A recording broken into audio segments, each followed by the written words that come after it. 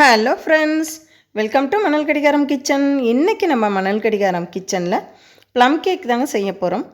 இந்த plum cake alcohol சேர்க்காமல் நம்ம வீட்டில் உள்ள பொருட்களை வச்சு ரொம்ப ஈஸியாக எப்படி செய்கிறதுன்னு பார்க்கலாம். அது மட்டும் இல்லைங்க, இந்த நட்ஸ் எல்லாம் ஊற வைக்கணும்னு அவசியம் இல்லை. வாங்க இந்த ப்ளம் கேக் எப்படி செய்கிறதுன்னு வீடியோவில் பார்க்கலாம். ப்ளம் கேக் செய்கிறதுக்கு நான் இந்த மாதிரி ஒரு கப் எடுத்திருக்கேன். இந்த கப்போட அளவு 200 கிராம். இப்போ நம்ம ஒரு அடிகனமான பாத்திரம் வச்சுக்கலாம். அதில் இந்த சர்க்கரையை சேர்த்துக்கலாம். ஒரு கப்பு சர்க்கரை சேர்த்துக்கலாம். நம்ம எந்த கப்பில் எடுக்கிறோமோ அதே கப்பில் எல்லா இன்க்ரீடியன்ஸும் அளந்து எடுத்துக்கோங்க. இப்போ இந்த சர்க்கரையை சேர்த்துட்டு கைவிடாமல் நல்லா கலந்து விட்டு கேரமலைஸாக செஞ்சு எடுத்துக்கலாம். இங்கே பாருங்கள், இதே மாதிரி நல்லா கலந்து விட்டுக்கலாம். சர்க்கரை கொஞ்சம் கொஞ்சமாக உருகி ஒரு தேன் கலரில் வந்துடும். இப்போ பாருங்கள், எல்லா சர்க்கரையும் நல்லா கரைஞ்சி வந்தாச்சு. இப்போ நம்ம ஸ்டவ்வை கொஞ்சம் லோ ஃப்ளேமில் வச்சுட்டு மெதுவாக சர்க்கரை எடுத்த அதே கப்பில் ஒரு கப்பு தண்ணி எடுத்து கொஞ்சம் கொஞ்சமாக சேர்த்துக்கலாம். இந்த மாதிரி தண்ணி சேர்க்கும் போது ரொம்ப கேர்ஃபுல்லாக சேர்த்துக்கோங்க. இது அப்படியே சுற்றி எல்லா பக்கமும் தெரித்து வரும். இந்த மாதிரி தண்ணியை கொஞ்சம் கொஞ்சமாக சேர்த்துட்டு நல்லா திரும்ப ஒரு முறை கைவிடாமல் கலந்து விட்டுக்கலாம். அப்போது இந்த நம்ம சர்க்கரை இன்னும் கூட கொஞ்சம் நல்லா உருகி இலகி வந்துடும். இப்போ நமக்கு ப்ளம் கேக் செய்கிறதுக்கு கேரமலைஸ் தயாராகிடுச்சு.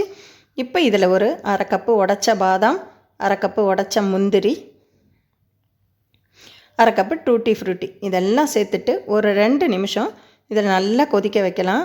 இந்த மாதிரி கொதிக்கும் போது இதுலேயே இந்த நட்ஸ் எல்லாம் நல்லா வெந்து வந்துடும். சாப்பிடும்போது நல்லா சாஃப்டாக இருக்கும். நல்லா வெந்து வந்தாச்சு. இப்போ நம்ம ஸ்டவ்வை ஆஃப் பண்ணிவிட்டு இதை நல்லா சூடெல்லாம் நல்லா ஆறி வர நம்ம இறக்கி கீழே வச்சிடலாம். இது நல்லா ஆறி வரணும், கொஞ்சம் கூட சூடு இருக்கக்கூடாது. அந்த மாதிரி ஆற வச்சுக்கலாம். இப்போ நல்லா ஆறி வந்தாச்சு. இப்போ ஒரு சன்னி வச்சுட்டு சர்க்கரை எடுத்த அதே கப்பில் 1.5 கப்பு மைதா மாவு சேர்த்துக்கலாம். நீங்கள் விருப்பப்பட்டால் கோதுமை மாவு கூட சேர்த்துக்கோங்க. இப்போ இதை சேர்த்துட்டு இது கூடவே 2 துண்டு பட்டை, ஒரு 3 கிராம்பு, 3 ஏலக்காய் இதெல்லாம் நல்லா மிக்சியில் சேர்த்து பொடி பண்ணி எடுத்து அதையும் இது கூட சேர்த்துக்கலாம். சேர்த்துட்டு ஒரு அரை டீஸ்பூன் ஆப்ப சோடா, ஒரு 2 பிஞ்ச் அளவு உப்பு இதெல்லாம் சேர்த்துட்டு ஒரு முறை நல்லா சலித்து எடுத்துக்கலாம். நான் இந்த கேரமில் செஞ்சதை வேறு பாத்திரத்துக்கு மாற்றிக்கலை. இதிலேயே வச்சு நம்ம கலந்து விட நல்லா வசதியாக இருக்கும். நான் இதிலேயே எடுத்திருக்கேன். இப்போ இது கூடவே சர்க்கரை எடுத்த அதே கப்பில் ஒரு கப்பு காய்ச்சி ஆற வச்ச பால் சேர்த்துக்கலாம். சேர்த்துட்டு இதெல்லாம் சேர்த்துட்டு நல்லா ஒரு முறை கலந்து விட்டுக்கலாம். இது நல்லா எல்லாம் மிக்ஸ் ஆகி வரணும்.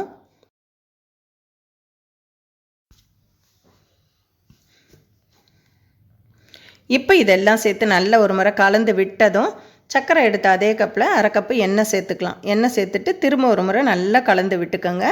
நீங்கள் விருப்பப்பட்டால் ஊறுக்கின பட்டர் கூட சேர்த்துக்கலாம். எண்ணெய் வாசனை இல்லாத எண்ணெயாக சேர்த்துக்கோங்க. மாவு கேக் பட்டர் எடுத்து ஊற்றும் போது இந்த மாதிரி பதத்துக்கு இருக்கணும், ரொம்ப தண்ணியாக இருக்கக்கூடாது. இப்போ ஒரு கிண்ணத்தில் கொஞ்சமாக எண்ணெய் சேர்த்து அந்த எண்ணெய் எல்லா பக்கமும் படுற மாதிரி அப்ளை பண்ணிக்கிட்டு இந்த கேக் பட்டரை இதில் ஊற்றி வச்சிடலாம்.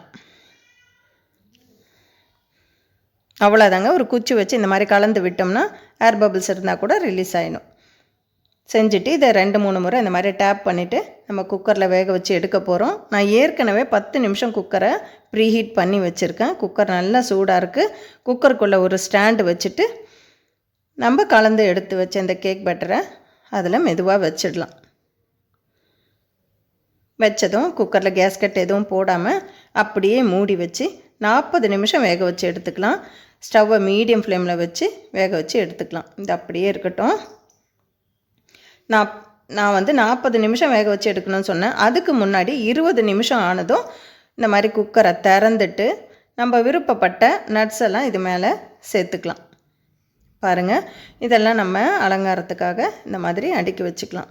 நம்ம சேர்க்கணும்னு அவசியம் இல்லை, நீங்கள் விருப்பப்பட்டால் சேர்த்துக்கோங்க. ஏன்னா முதல்ல இதெல்லாம் சேர்த்து வச்சா வெந்து வரும்போது இந்த நட்ஸ் எல்லாம் உள்ளே போயிடும். அதுக்காக தான் 20 நிமிஷம் ஆனதும் இந்த மாதிரி எடுத்து நம்ம விருப்பப்பட்ட நட்ஸை இந்த மாதிரி சேர்த்துக்கலாம். நட்ஸு, டூட்டி ஃப்ரூட்டி இதெல்லாம் இந்த மாதிரி சேர்த்துட்டு திரும்பவும் ஒரு அரை மணி நேரம் வேக வச்சு எடுக்கலாம். 40லேருந்து 45 நிமிஷம் போதுங்க. கேக்கு நல்லா வெந்து வந்துடும்.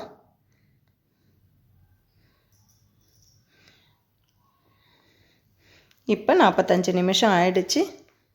பாருங்கள், நம்மளோட ப்ளம் கேக் எவ்வளோ சூப்பராக வெந்து வந்திருக்கு. பார்க்கும்போதே எவ்வளோ அழகாக இருக்குல்ல. சாப்பிடவும் அவ்வளோ சுவையாக இருக்குங்க. இப்போ இந்த மாதிரி ஒரு குச்சி வச்சு குத்தி பார்த்தா கையில் ஒட்டாமல் வரணுங்க. இங்கே பாருங்கள், குச்சியில் ஒட்டாமல் இருக்குது. இப்போ இதை அப்படியே நல்லா ஆற வச்சுட்டு சூடு ஆறினதும் எடுத்து இந்த மாதிரி ஒரு கத்தி வச்சு லேசாக கீறி விட்டுட்டு ஒரு தட்டு வச்சு இந்த மாதிரி கமுத்து டேப் பண்ணால் போதும். கேக்கு பாத்திரத்தை விட்டு வெளியில் வந்துடும். பாருங்கள் எவ்வளோ அழகாக வந்துருச்சு. நம்ம கேக் செய்யணுன்னா ஓவன் வேணும், கேக் டின் வேணும், அதெல்லாம் ஒன்றுமே இல்லைங்க. குக்கர் இருந்தால் போதும். நம்ம வீட்டில் உள்ள பொருட்களை வச்சு கேக்கு ரொம்ப சுலபமாக செஞ்சு முடிச்சிடலாம். கண்டிப்பாக நீங்களும் ஒரு முறை இதே மாதிரி ப்ளம் கேக் செஞ்சு பார்த்துட்டு எப்படி இருக்குன்னு உங்களோட கருத்துக்களை கமெண்ட்ஸில் தெரிவிங்க. வீடியோவை லைக் பண்ணுங்கள், ஷேர் பண்ணுங்கள், சப்ஸ்கிரைப் பண்ணுங்கள்.